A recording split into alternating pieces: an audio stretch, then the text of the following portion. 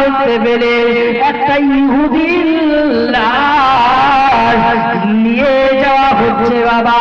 আল্লাহ নবী সাল্লাল্লাহু আলাইহি ওয়াসাল্লাম, ও ছেলে রে, ও ছেলে রে, ওই ইহুদির লাশটা দেখে দাঁড়িয়ে বললেন, জোরে বলুন সুবহানাল্লাহ, আরো জোরে বলুন সুবহানাল্লাহ।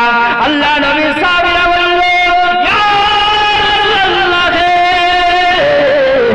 ইয়া হাবিবাল্লাহ, আপনি আমাদের নেতা, আপনি আমাদের সরদার, আপনি কেন ইহুদির লাশ দেখে দাঁড়িয়ে বললেন? যে ইহুদিটা আপনাকে মারার জন্য প্রতিনিয়ত তরবারিতে ধার দিত, কি দিত? মার্ডার করবার জন্য রাসূলুল্লাহকে ধার দিত, সেই ইহুদির লাশ দেখে আপনি কেন দাঁড়িয়ে বললেন? আল্লাহ নবী বলেছিলেন, ও ছেলেরা রে, ও সাহাবীরা, আমি রাসূলুল্লাহ জানিয়ে দিলাম, আমি কোন ইহুদির লাশ দেখে উঠি নাই, আমি কোন খ্রিস্টানের লাশ দেখে উঠি নাই, আমি কোন হিন্দুর লাশ দেখে উঠি নাই, আমি কোন মুসলমানের লাশ দেখে উঠি নাই রে, আমি মুহাম্মদুর রাসূলুল্লাহ একজন মানুষের লাশ দেখে উঠে পড়েছি। বলবেন না? একজন ইহুদির লাশ দেখে আমি উঠি না, খ্রিস্টানের লাশ দেখে উঠি না, মুসলমানের লাশ দেখে আমি উঠি না, আমি উঠেছি মানুষের লাশ দেখে। কারণ মানুষের একটা সম্মান আছে, জোরে বলে, সেই মানুষের লাশ দেখে আমি রাসূলুল্লাহ। আপনি কিভাবে একটা হিন্দুর লাশ দেখে ধু ধু করে থাকে? না, আল্লাহ বলছে যে পাপ করেছে সে পাপের বিচার আমি করব। কথা বলেন, ওই হিন্দু ব্যক্তিটাকে সে যদি কোনো কারণে ঈমানি হালতে মারা যায়, আল্লাহ পাক যদি বলে তুই যাকে ছি ছি করেছিস তার চাইতে তোর চাইতে এ আমার কাছে অনেক মূল্যবান। কথা বলেন, আমরা অনেকে আছি দাড়ি চাচা মানুষ থেকে ঘৃণা করি। কথা বলেন, এই যে বাবরি মসজিদ, আমি শুনে অবাক হয়ে গেলাম।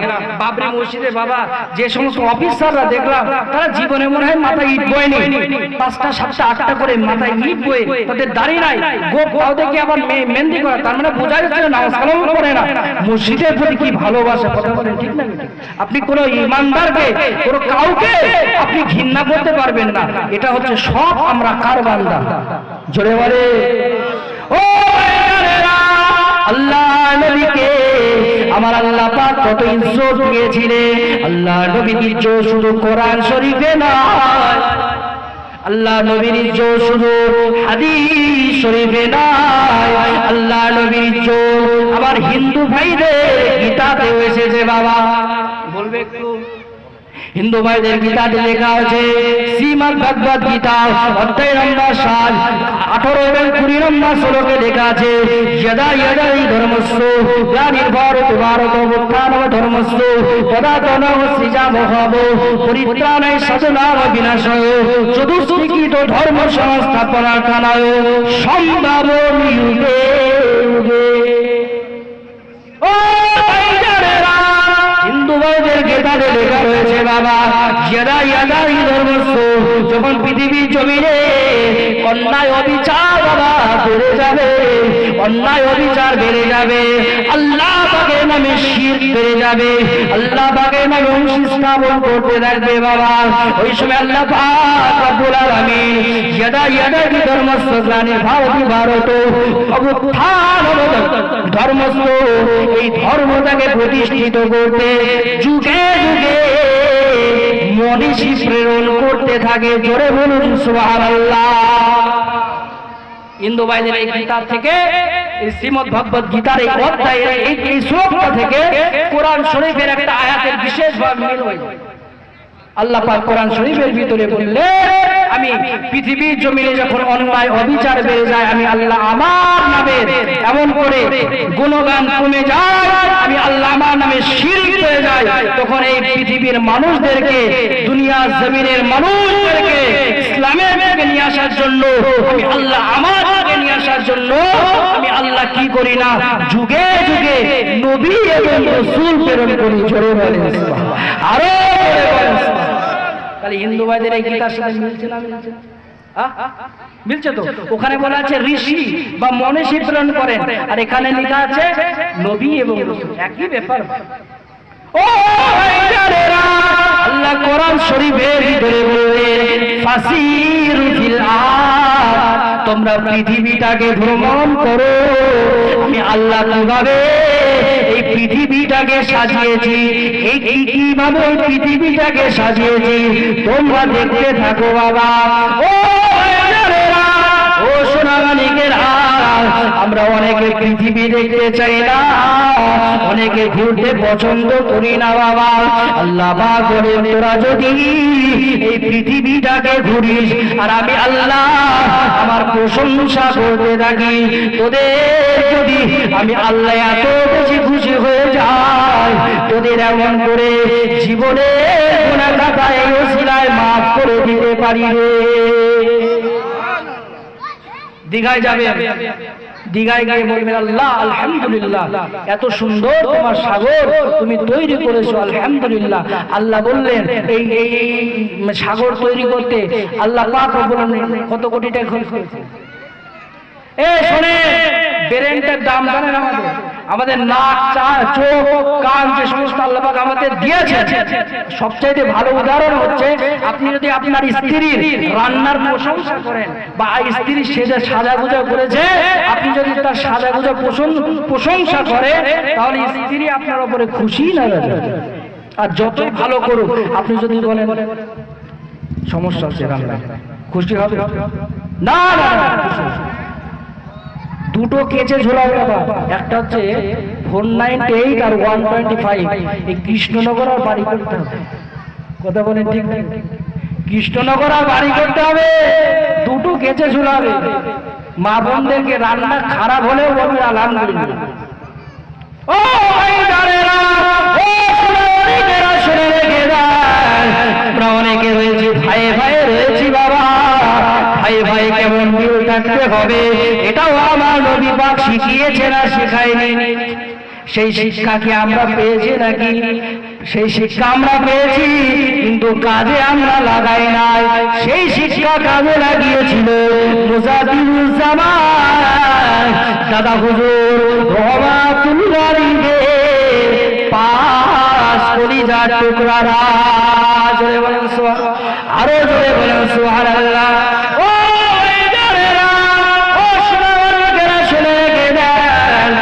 অনেকে ফুরফুরা শরীফে যাই না, অনেকে ফুরফুরা শরীফে যায়। ছোট হুজুরের মুরিদ আমরা আছি না, মানে ছোট হুজুরের দরবারে আমরা যাই। আমরা অনেকে আছি বড় হুজুরের দরবারে যাই, অনেকে আছে মেজ হুজুরের দরবারে যায় বাবা। ও ভাইজানেরা, আল্লাহর ওলি ছোট হুজুর রহমাতুল্লাহ আলাইহি একদিন তানার মেজ ভাইয়ের কাছে চলে গিয়েছে বাবা। মেজ ভাইয়ের কাছে গিয়ে বলছে, ও ভাই আমাকে কিছু টাকা ধার দেন, 10,000 মতো টাকা ধার দেন।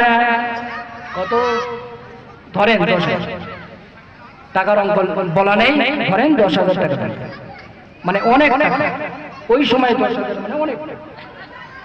ও ভাইজানেরা, আল্লাহর ওলি ছোট হুজুর রহমাতুল্লাহ আলাইহি তার মেজ ভাইকে বললেন, ও মেজ ভাই শুনে রেখে দাও, আমি জুলফিকার সিদ্দিকী কিছুদিন পরে তোমার টাকা শোধ করে দেবো। জোরে বলুন, আরো জোরে বলুন।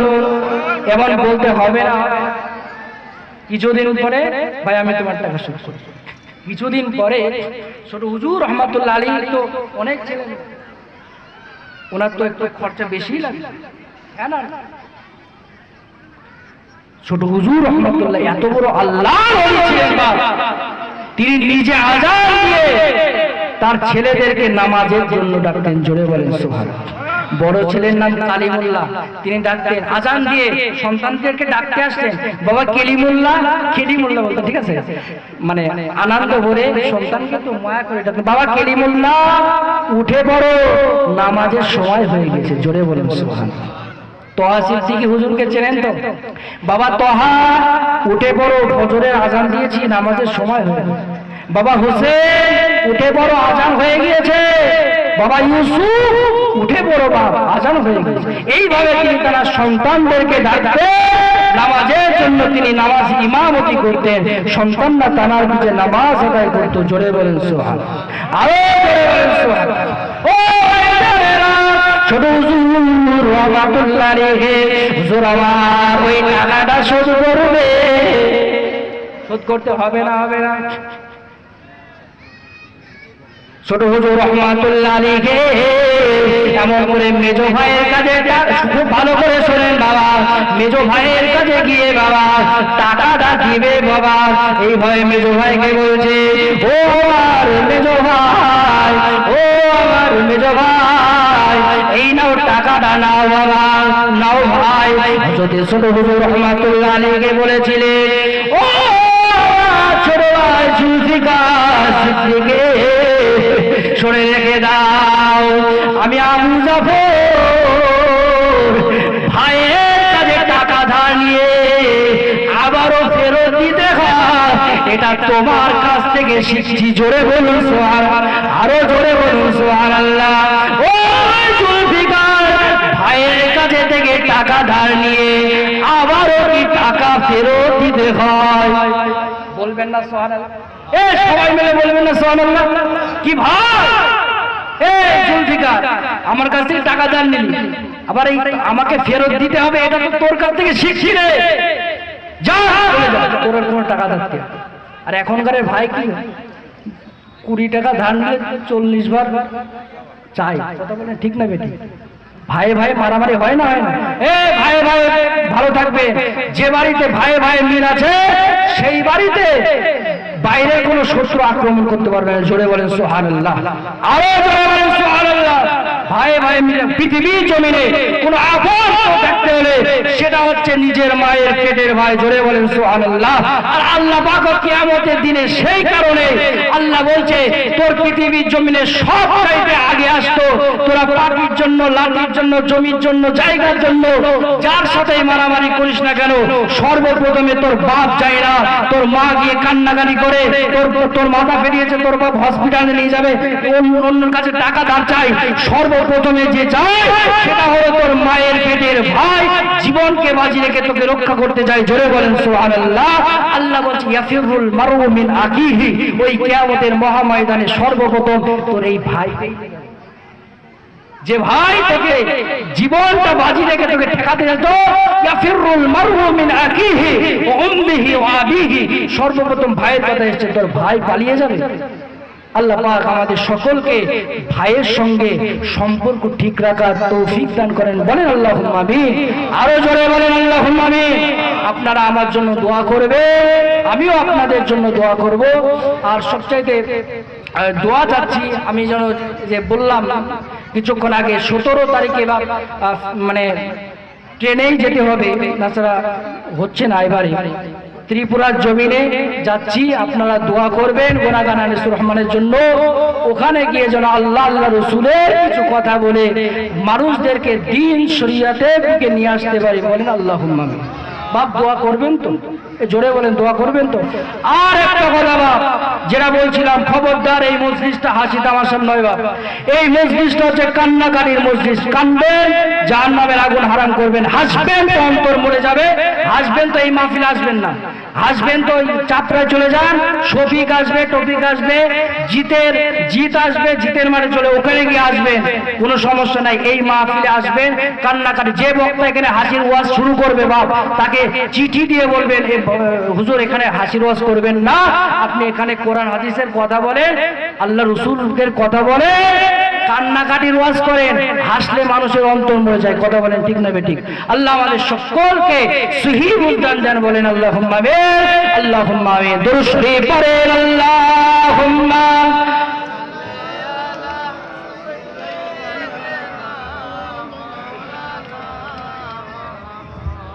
এখন এত সময় পর্যন্ত জনাব মৌলানা সাহেব মুখ থেকে নামি দাবি থেকে দাবি কথাবার্তা আলাপচারিত হয়েছে, আপনারা ধীর স্থির শ্রবণ করেছেন। যারা দাঁড়িয়ে আছেন, এদিক ওদিক যারা আছেন, মেহেরবানি পূর্বক আপনারা সকলেই বসে যান। আপনাদের সে আকাঙ্ক্ষিত বক্তা তরুণ বক্তা হযরত মাওলানা সিদ্দিকুল্লাহ সাহেব হারোয়া থেকে এসেছে। এখন আপনাদের সম্মুখে হাদিস, কোরআন, ইজমা, কিয়াস, ফিকহ থেকে আলাপ চালিত করবে। আপনারা ধীর এবং স্থিরভাবে শ্রবণ করুন। যারা দাঁড়িয়ে আছেন, রাস্তাঘাটে যারা ঘোরাঘুরি করছেন, মেহেরবানি পূর্বক আপনারা সকলেই এসে বসে যান। সামনের ফাঁকা জায়গাগুলো আপনারা পূরণ করে নিন। পিছনে মানুষে বসার সুযোগ সুবিধা করে দিন। আপনারা সকলেই ধীর স্থিরভাবে বসুন।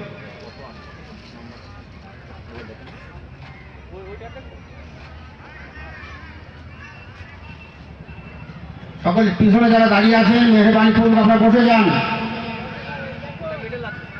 জানার ওয়াজ বিভিন্ন ইউটিউবের মাধ্যমে ইত্যাদির মাধ্যমে শুনেছেন, অর্থাৎ তিনি আপনাদের সম্মুখে আল্লাহর রহম, আল্লাহর করুণা, আল্লাহর দয়া বর্ষণ হয়তো আপনাদের সম্মুখে হাজির, অর্থাৎ তার মুখ থেকে হাদিস করার কথাবার্তা আলাপ চালিত করবে। আপনার ধীরে স্থিরভাবে শ্রবণ কর, সকলেই ধীরে স্থিরভাবে আপনারা বসে যান।